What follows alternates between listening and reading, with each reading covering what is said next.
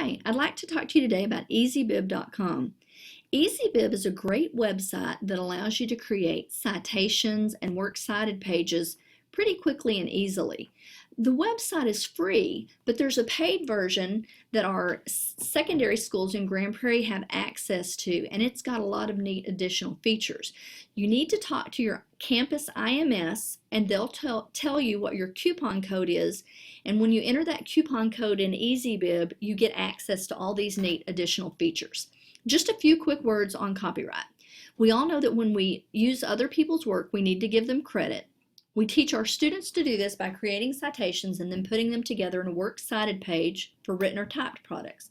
Or it can be in the form of a mediography slide at the end of an electronic product. And teachers should model this when they create presentations for their classes. So let's look at Easybib, EasybibGPISD.com. Now, you've created an account and you've asked your campus IMS for the coupon code. So if you're secondary, you'll enter your coupon code and then you'll have access to all the additional features on School Edition. Alright, so here are the basics of Easybib. First of all, most teachers in the district ask their students to do MLA. There are a few exceptions. Some teachers use APA, but in general, students are going to use MLA. And these are the kinds of things you can cite. I'm going to show you a few examples. Let's start with a book. All right, the book I want to cite is Lord of the Flies, and I'm going to click cite it, and all these options come up. These are different editions, different publishing houses, different years that Lord of the Flies was published. And I'm going to pretend that this is my edition, so I'm going to click cite this. Now, I have an opportunity here to add any additional information that I want. For instance, am I citing the whole book, a chapter? Maybe I'm just citing the introduction. Pick that at this stage.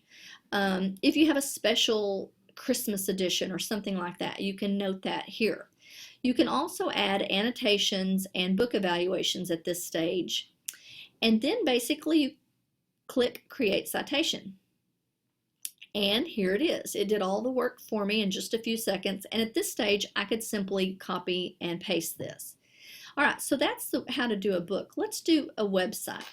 I'm going to go to this website, one of my favorites, the American Library Association, and just pretend that there's a statistic that I'm using from this page in my paper. So I need to give credit at the end of my paper. So I go up here and I copy the address. I go back to Easybib. Make sure that I'm in MLA and that I'm on the website tab, and I'm going to paste my website here and click cite it. Now, at this stage, it's going to tell me, here's the information you gave us. Here's some information you didn't give us. If you can find it, it'll make your citation even better. So it gives you a chance to go back and look for that. Click continue, and again, here, the information that I gave is in gray, and the information that it suggests I go back and look for are in these orange boxes. So if I can add them, I should try. If I can't, then I need to just add everything I can add and do the best I can. And then create citation. And here's my finished citation. And again, at this stage, I could simply copy and paste it. I want to show you the All 59 Options tab because this is where some of the unusual things are that you might need to cite. And I like to tell students that you can cite anything that you get information from. If you go to a museum and you see a work of art, then you can give credit for a work of art. If you see a photograph that gives you some information, you can cite that photograph. If you go to a live performance and get information at that live performance, you can cite that.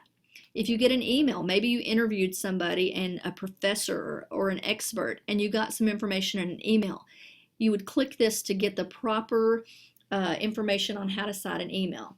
So, and I always tell students it's better to cite something that you don't need than to not cite something you do need. So better to be safe than sorry. So those are the basics on creating citations. Now you'll notice that my citations that I've been working on, and I've done a bunch, are stacked up here, and yours will do the same thing. At this stage, I could check the ones that I want, or I can do all of them. and I can do a lot of different things. If I want to go ahead and create a works cited page, I can export and copy and paste, and what it will do is it will create a document and it will put all of my citations in the correct order for me. I don't even have to think about what, alphabetizing or which one comes first. It does all the work for me. And then you have some other options. You can email it to somebody, you can print it as a Word document. But basically at this stage, it will group them together in a citation for you. You have an option of sharing with others here in a couple of different ways. And then this is a neat tab. This is the Analyze tab. And let me show you what it does. So obviously I have a bunch of sources on this, and this kind of makes this look interesting. But basically you can look at your sources and see, do I have diverse types of sources? So I have books, magazines, and websites. Did I use a database? Are my websites credible? How many different sources? What years were my sources published in? Am I using all really, really old sources that maybe aren't relevant anymore? Here's a place to look at that. This tells when I cited those resources, and I didn't use any annotations, but this is kind of neat because it helps you to look and see if your project is sort of one-sided or if it's diverse. All right, so anytime you want to get back to the front Easybib page, you click on the Easybib logo there, and I want to show you how to make projects. So think of projects as file folders, and if you have a number of different research projects going on at one time, you can create a project for, say, your science, one for your science class, one for your English class, one for your health class, and then you can keep the citations that go with that particular folder or that particular topic. You can keep them in a project, and it's really easy to create a project. You just click New Project, and let's pretend that I'm doing a project on let's say antique hat pins. I don't know why that came up, but antique hat pins. And you choose a subject, and this is really all just for you. It doesn't really, nobody else is going to look at this. This is just for your own organization, and you could put a thesis statement here. I'm not going to put one right now, and then create. And so now I have a hat pin category, and again, think of it as a file folder for any citations that have to do with hat pins. And as you can see, I have a number of projects here. All right, so that's how you create a project. And once inside a project, you can click bibliography and add more citations. You can click on notebook, which I'm going to show you this feature in a minute, and this is where you can create note cards and organize your outline before writing your paper. And you can even create and work on a paper here. I'm going to go down and look at a project that I created a long time ago, my Mark Twain project. And we're going to go to the notebook feature. All right, so here's a place where I can create electronic note cards. I can sort them by categories, and then I can make an outline which will then lead to a paper. So let me show you how this works. So let's pretend I'm creating a new note card. I'm going to click on New Note. I'm going to give the card a title. This is my Mark Twain project. So I'm going to do one stack of note cards that's just related to Tom Sawyer. Now, since I've been creating these citations, I've got a list of my citations here, and these are ones that I created earlier. And let's pretend like this is the one I need right here. So I'm going to click on it, and then it automatically associates this note card with this resource. And then I can type some information here and pretend like this is something really important.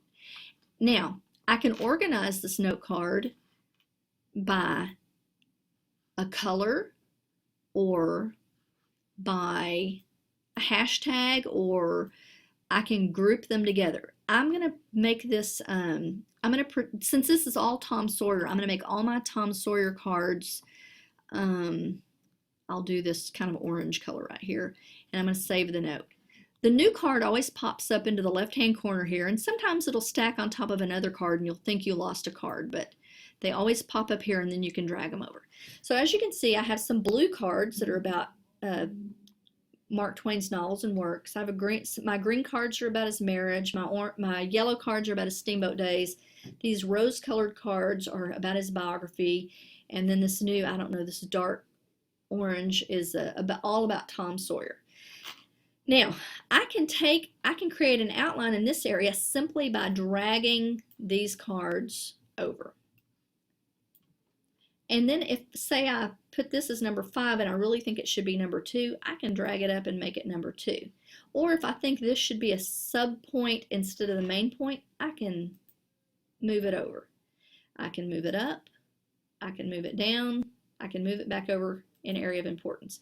And so it's a really easy way to create an outline. Okay, so that is the notebook feature, creating note cards, creating an outline. And I want to show you one last thing, and this is brand new, just got added to Easybib last week, we think. So it's called Essay Check. All right, so say you've created your citations, you've created your note cards and gathered your information, you've created an outline, and then you sat down with this great outline and you wrote a paper. Now, is it a good paper? You can go to Essay Check and you can paste your paper into this box, and I am borrowing a paper from the internet. I did not write this paper. And let me get back to Essay Check, and I'm going to paste it here. Now, I'm going to ask Easybib, excuse our bell there, I'm sorry. I'm going to ask Easybib to score my essay. So it's looking at my essay, and it's going to judge it on organization, convention, sentence structure, development of ideas, word choice, style, grammar, and spelling. And now I want to see my score. And so for organization, it gives me a 4 out of 5, and it gives me suggestions on what I can work on. For sentence structure, I got a 4 out of 5, and it's going to give me some suggestions. And as you click through these, for instance, on conventions, it only gave me 3 out of 5. So I can see this is an area that if I wanted to make my paper better, I could focus on this for sure. And it gives you some suggestions there. So then you go through development of ideas, word choice, style, grammar, and spelling. And these are specific things from this essay to make it better. So I think this is a really great feature. And while it's sort of general, it does give you certain things you can focus on to make your paper better. So then we're going to continue to the final score. And it gives me a 21 out of 30. So I see that I definitely have room for improvement, and I might initially focus on these things where I only got three stars. So as you can see, Easybib has tons of cool features. Remember, anytime you want to get back to the original page, the home page, click on the Easybib icon. This is where you create your citations. Research is research, and then notebook is where you can work on note cards and outlines. And then Essay Check is a place where you can self-grade the product that you've created.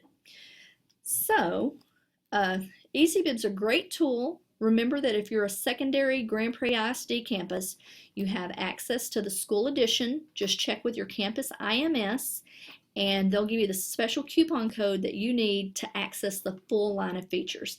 And really, the most important thing is you need to cite your sources. You need to give credit where credit is due.